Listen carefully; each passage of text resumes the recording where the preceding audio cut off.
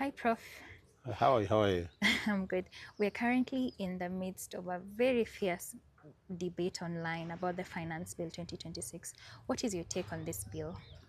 Now, my take on the Finance Bill 2026 is that it is, on average, a great bill because it intends to pivot our country to a position of economic sovereignty. Of course, there are clauses that we need to discuss more, especially because these clauses raid our pockets. And as Kenyans, we need to participate in, in deciding what works for us. So we must be co-creators of our tax policy.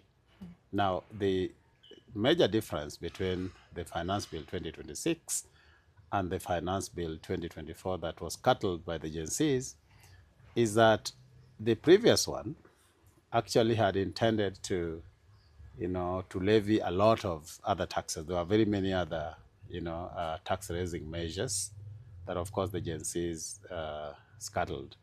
This particular one runs away generally from those additional taxation raising measures, but instead introduces a digital approach to taxation, which is more intelligent, more data driven.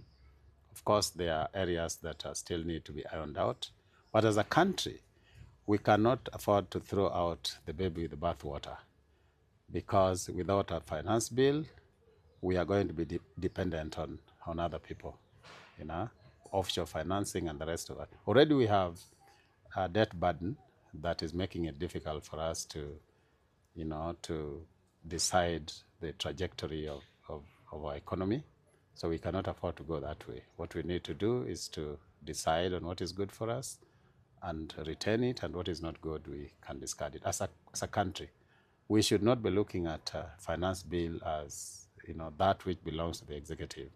We are all Kenyans, and what works for us works for the president, because the president is simply our employee.